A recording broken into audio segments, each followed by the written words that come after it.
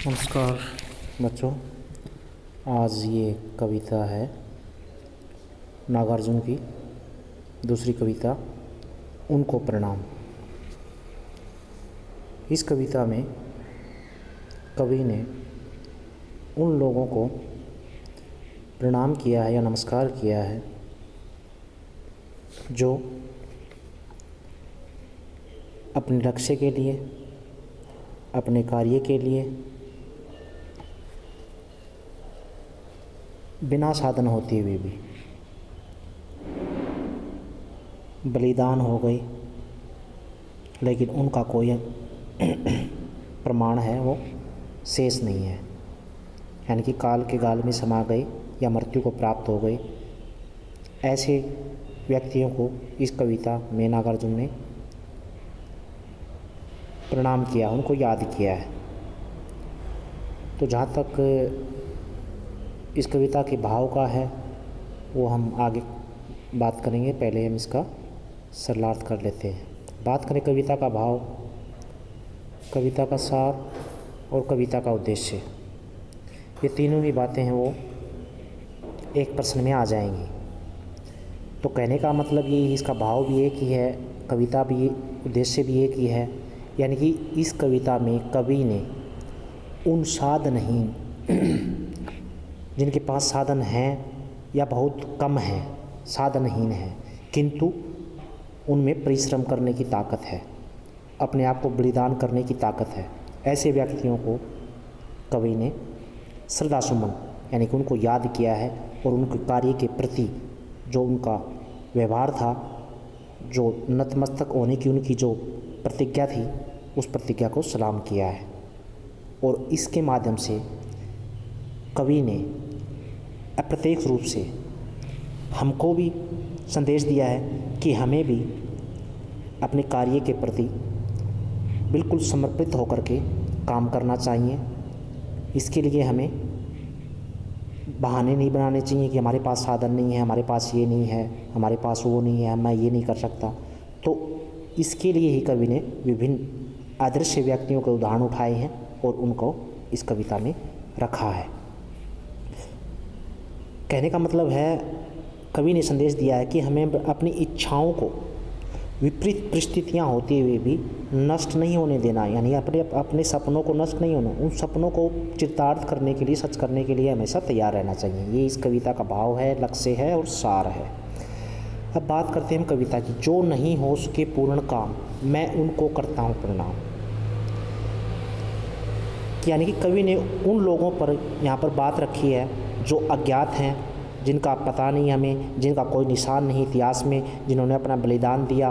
तो उनके प्रति श्रद्धा व्यक्त करते हुए कहता है कि जिन्होंने बहुत परिश्रम किया, लेकिन उस परिश्रम के बावजूद भी उनके प्रयास हैं, उनका जो कार्य है, उनका जो लक्ष्य है वो पूरा नहीं हुआ, मैं उनको प्रणाम करता हूँ या मैं उन्हें श्रद्धा सुमन अर्पित करता हूँ। अब क्या है वो, कुछ कुंठित और कुछ लक्ष्य भ्रष्ट, कुछ कुंठित कुछ लक्ष्य भ्रष्ट। कहने का मतलब क्या है, अपने कार्य पूरा न होने के कारण कुछ लक्ष्य से भटक गए या लक्ष्य के भटकने के कारण उनमें कुंठा का भाव उत्पन्न हो गया। तो कवि ने उन वीरों पर, उन व्यक्तियों पर भी अपनी श्रद्धा व्यक्त की है।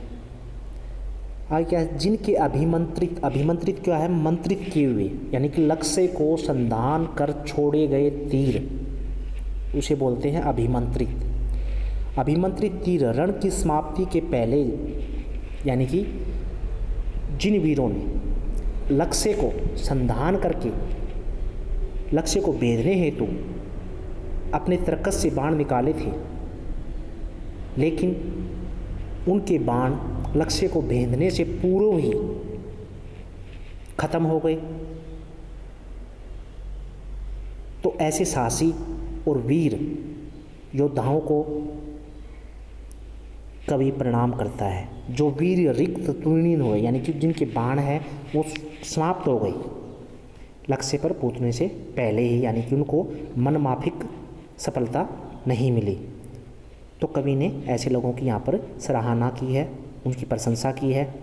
यानी कि जो लक्ष्य के लिए कम से कम प्रयास करते करते अपने प्राणों का बलिदान जिन्होंने दे दिया।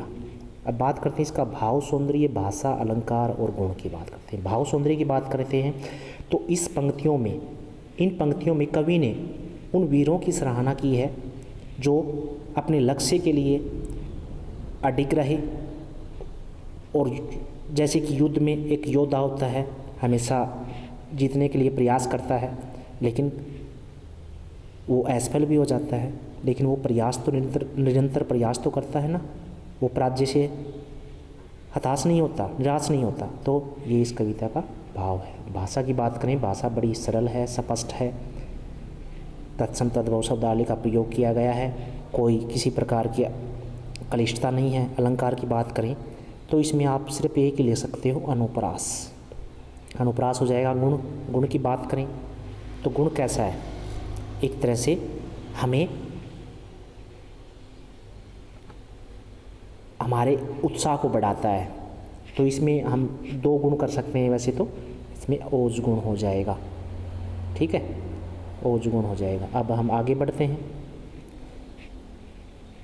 दूसरा है इसकी, जो छोटी सी नैया लेकर उतरे करने को उद्दि पार। उद्दि मतलब सागर, यानी कि कवि ने ऐसे लोगों को भी प्रणाम किया है, सरदार अपने सुमन अर्पित किए हैं जो अपनी छोटी सी नैया को, यानी कि नाव को लेकर के विशाल सागर को पार करने चले हैं। उनकी वीरता को, उनके साहस को कवि ने प्रणाम किया है। मन की मन में ही रही, स्वयं हो गई उसी में निराकार, उनको प्रणाम। मन की मन में ही रही स्वयं, यानी कि ऐसे लोग जैसे कि सागर को पार करना चाहते थे अपनी छोटी सी नैया ले करके, किंतु उनकी यह इच्छा अधूरी रह गई, अर्थात वे स्वयं सागर में डूब गए लेकिन उस सागर को पार नहीं कर पाए। कवि उनको भी प्रणाम करता है, उनके प्रति भी श्रद्धासुमन अर्पित करता है। अर्थात ऐसे लोग भी बहुत से हैं जो सागर पार करने के समान अनेक कठिन कार्यों को करते करते मृत्यु को प्राप्त हो जाते हैं, तो उनको भी प्रणाम है। कहने का अप्रत्यक्ष रूप से ये कहा है कवि ने कि हम लोगों को भी हमेशा कठिन से कठिन कार्य करने के लिए हमेशा तैयार रहना चाहिए, चाहे इसके लिए हमें अपने प्राणों का बलिदान ही क्यों ना देना पड़े। तो कवि ने उनको प्रणाम किया है। यह निराकार का मतलब है आकार रहित या मर जाना। मन ही मन में मतलब अपनी इच्छाएं पूर्ति न होना। अब बात करते हैं इसकी भाव की। भाव यही है, इस पंक्तियों को माध्यम से कवि ने स्पष्ट संकेत दिया है कि हमें कठिन से कठिन कार्य को जी जान से, पूरी मेहनत से, अपने पुरुषार्थ से करना चाहिए। और कवि ने ऐसे लोगों के प्रति श्रद्धा व्यक्त की है जो सागर मंथन यानी कि सागर को पार करने जैसे कठिन कार्यों को करते करते मर गए या अपने प्राण त्याग दिए। भाषा वही है, साधारण, सरल, स्पष्ट। अलंकार की बात करें तो अलंकार इसमें क्या हो सकता है, अनुप्रास हो सकता है।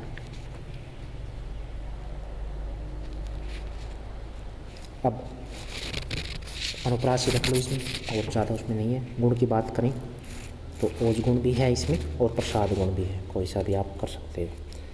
अब अगली पंक्तियां हैं, जो उच्च शिखर की ओर बढ़े, यानी कि पहली वाली पंक्तियों में क्या कहा था, किसको दिखाया था कवि ने, सागर पार करने वालों को। इसमें क्या दिखाया है, उच्च शिखर यानी कि लंबे शिखर को, यानी कि पर्वतों को पार करने के लिए, पर्वतों की चोटी पर जाने के लिए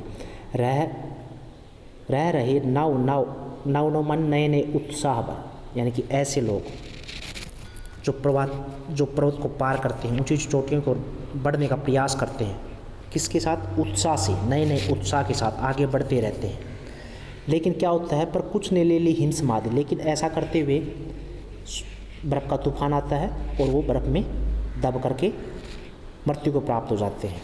और कुछ क्या होते हैं, कुछ असफल ही नीचे उतर आते हैं और कुछ अपने कार्य में सफल नहीं हो पाते, असफल होकर के वापस नीचे उतर जाते हैं और कुछ अपने प्राणों को गंवा देते हैं। तो कवि ने दोनों लोगों को, दोनों प्रकार के व्यक्तियों को ही श्रद्धा व्यक्त की है, उनको नमस्कार किया है, क्योंकि ऐसे लोग अपनी जान की चिंता नहीं करते और अपने प्रयासों को महत्व देते हुए अपने मतलब जान की बाजी लगा देते हैं। अब ये कविता है आदि है, ये समाप्त हो चुकी है। बाकी इन कविताओं का अगर भाव मैं बताऊं तो भाव इसमें यही है, जो पर्वतों को पार करते हैं, बड़ी बड़ी चोटियों को पार करते हैं, माउंट एवरेस्ट को पार करते हैं, ऐसे व्यक्तियों को, उनको पार करते हुए जिनकी मृत्यु हो गई, ऐसे व्यक्तियों के प्रति कवि ने श्रद्धा अर्पित की है, श्रद्धा सुमन अर्पित किए हैं। अगर इसी अलंकार की बात करें तो इसमें पुनरुक्ति प्रकाश हो जाएगा, पुनरुक्ति और अनुप्रास भी है।